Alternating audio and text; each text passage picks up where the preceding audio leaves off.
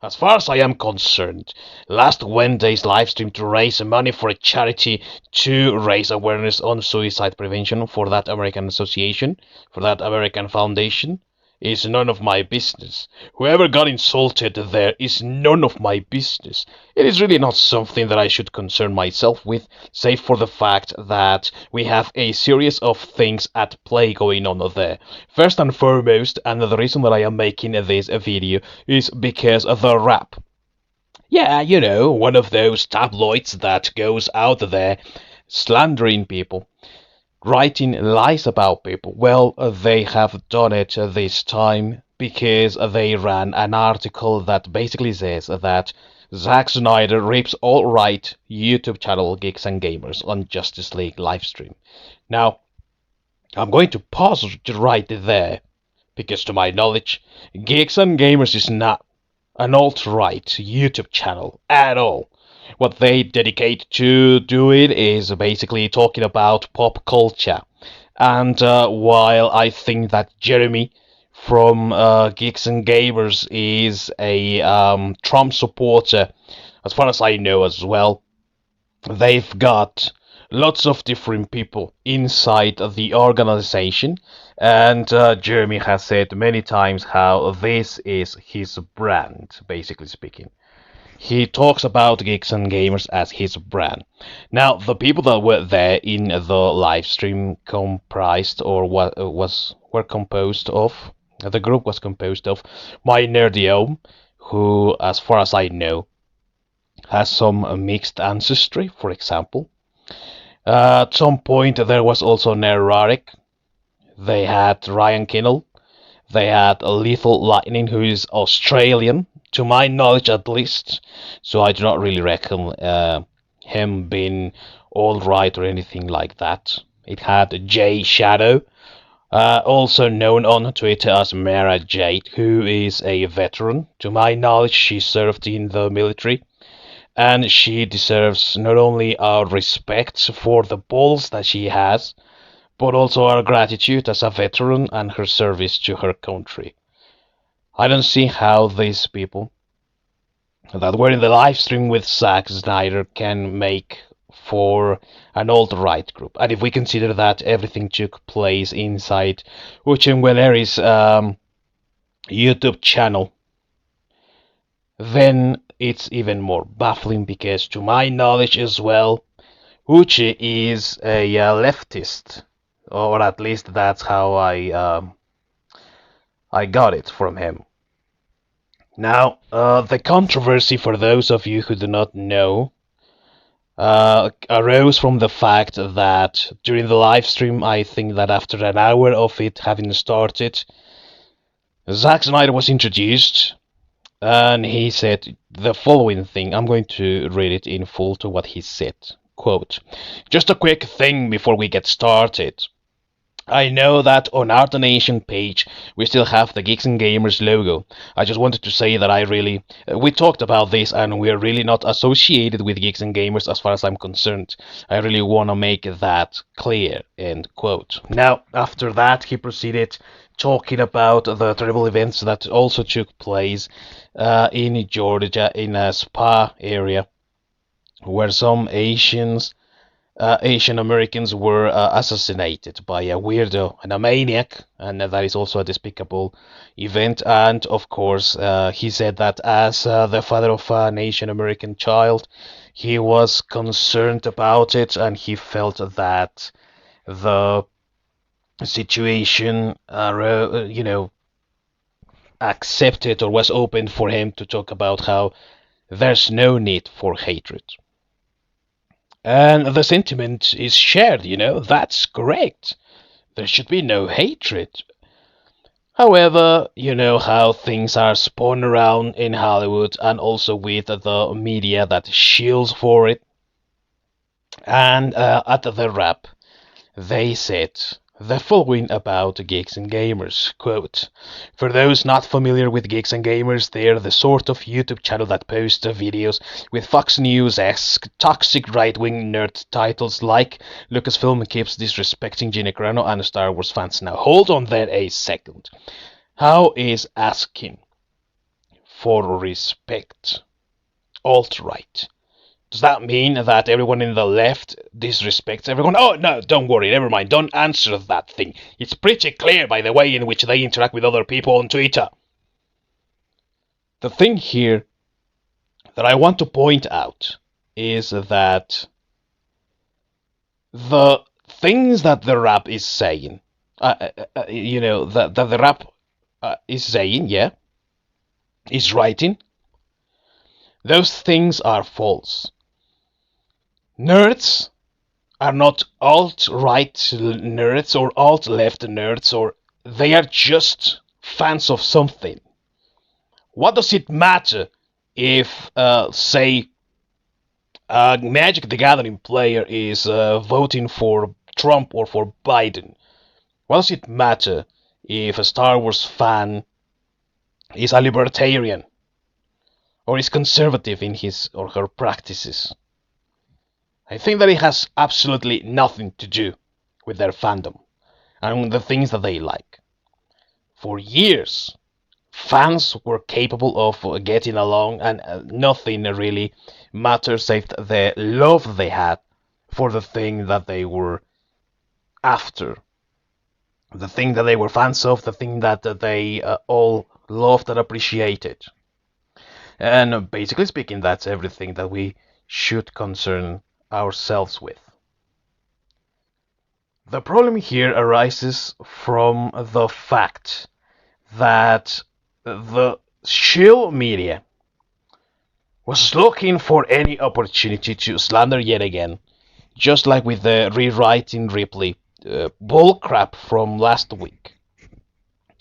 They were waiting for the opportunity to get their hands on something, that would give them an opportunity, the chance to write this and slander even more the people that they are against. And they were provided with that opportunity by Zack Snyder kicking these people, and throwing them, all of them, onto the bus. Just as simple as that. Now, I don't know, to my knowledge at least, I didn't know that Little Lightning was part of Geeks and Gamers. I didn't know that Jai Shadow was part of Geeks and Gamers. I know that all of these people sort of know each other, but I just had the impression that they were independent from the Geeks and Gamers movement. The rap also says that Geeks and Gamers were basically the most vocal people for the release the Snyder Cut thing, and that this is where all is coming from. These people inside the rap and all of the Shill media, they always wanted nothing with the Zack Snyder Cut because they thought that that was pandering to the fans, and they don't want companies to pander to the fans. They hate it, as a matter of fact. So anything that gives them, an advantage, or anything that gives them reason to slander the fans or talk about the fans in an ill way or something like that, they're going to take that opportunity, and they have taken it this time around. Zack Snyder disavowing Geeks and Gamers and the work that they were doing right there and then. It was the perfect weapon for the Shill media to say, look, even those people that they are trying to help disavow them. They don't care about them at all. And this is all just cause and consequence from the way in which Geeks and Gamers have conducted themselves. And something that I just want to address in this moment is that I do not have anything against these people. I think for the most part they have interesting ideas. They say things that I may agree with. Sometimes I don't agree with them. And I have got nothing against them. And I have actually, in many cases, defended them and supported them and stood by them, even though they have never acknowledged it. I don't care about that. When Ryan Kittle was copyright struck by Naughty Dog, I was behind him all the way. And the same with other people. But the situation here is that they shot themselves on the foot this time around, because they brought these people to their door. They brought Hollywood to their door. They thought that Zack Snyder, because they had, some of them had supported, I think that Ryan Gill had supported the release of the Snyder Cut.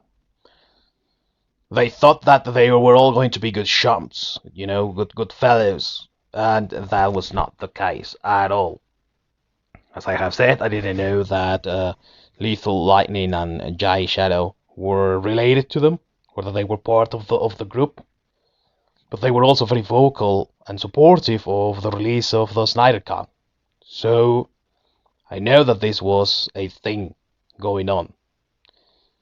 And the matter of the fact is that I think that they just let it all go to their heads. Because Drunk Trippy had Gina Carano help him in a charity that was close to his heart. And then she had a wonderful interview with him. And I suppose that these people thought, Geeks and Gamers people thought that then some people were going to be on their side, on Hollywood or something like that. And nothing is further from the truth. I mean, sure, they got a lot of money for the charity, but I think that they would have gotten even more money if that had not taken place at all, like that had not actually happened, and I think that it just went over their heads, totally, like, they thought that Hollywood was going to bend the knee to them. That's not really possible. The real villain here is WB. Warner Brothers, pretty sure, pretty likely, they told Zack Snyder, you can't be with them. They are poisonous, they're dangerous, you can't be with them. They very sure threatened him with his future, that if he ever wanted to have a future there in Hollywood, or keep it going in Hollywood, he had to just distance himself from Geeks and Gamers. And also, why? Why would you bring these people to your table? Why would you bring these people to your door to share with you? They are not your friends. And I think that has been very, very, very clear from, I think, the beginning, when we started with all this Lucasfilm nonsense after The Last Jedi, and even before, with Kathleen Kennedy and the Force's female bull crap and all that. What the fuck were you thinking that was going to happen in any case? I would have thought that these people were going to be a little bit more intelligent. And I thought that the whole purpose of these movements, like the Fandom Menace or Comicsgate or any other thing that you want to name, the releases, Snyder Cut, all of that, was to basically take control. Basically take control of our entertainment. And not that the companies are in control of our entertainment, to make things for our own good. And I know that making movies is not easy, and nobody has the budget or the resources that Hollywood has. But the intention of doing something with our own time, for our own entertainment, I think that was there from the very beginning, and I thought that that's where we were all going.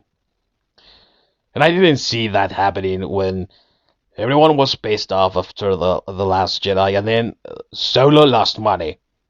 And then you have the release of The Rise of Skywalker. It does fairly decently, but it's still making not as much money as, say, The Force Awakens.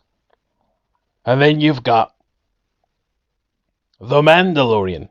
And everyone is happy again, and it's successful, and it's got a lot of views and lots of subscriptions for Disney Plus.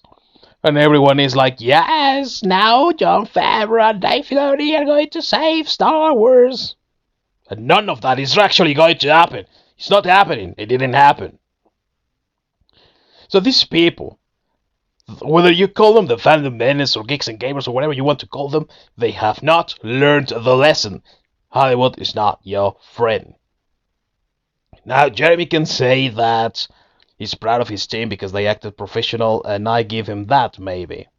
But the matter of the fact is that they were humiliated by being treated with that disrespect. Now, I'm not going to say that they were associated with a hate group or with hatred or that they were called a hate group. It was just disrespectful how it was all handled. And they allowed that to happen. And I'm not saying that they should have just cut off of the live stream at that moment. Everyone knows what they do, and everyone is free to do whatever they want to do and react or act in any way that they see fit. What I am saying here is that they let this happen to themselves by opening the doors to Hollywood to come into their table and share with them when in the first place they should have been fighting against it all the time. So is the Snyder Cut a win for the fandom? If it is, it's a bittersweet win. It's actually a loss for Geeks and Gamers, and it's a loss for everyone that stood against Hollywood. If we do not want this to happen again to any of us, or any of our movements, or any of our friends, we have to learn the lesson. This was a hard one, well then learn it well. Hollywood's not your friend, they're never going to be your friend, and you'll do better if you do not invite them to your table. Because of one person that was good and nice, that doesn't mean that everyone is going to be the same. Gina Carano is one of a kind in that respect. Zack Snyder is just not that sort of person, and he's not cut out that way. It has been proven by the way that he treated Geeks and Gamers in that live stream. And I just think that you defend yourself against things like this crap that the rap wrote simply by filing in, by being protective of the fandom, respecting the fandom, and by not inviting Hollywood to your table. In the end, whether they acted right or wrong, whether this was good or not, in the end they raised money for a good cause, and that is fine. But they are also giving Hollywood shills tools they can use against them. And I believe that there is no need to give them what they want and what they look for. This is a defeat, make no mistake. And until all of these groups and fandoms learn that nothing good can come out of Hollywood and they should not give them their money, this will continue happening. Was it good? Was it bad? You decide. You be the judge. They raise money. They raised money for the charity. They are helping people, and that is fine, but at the expense of their own dignity. And that is something that you should never, ever lose.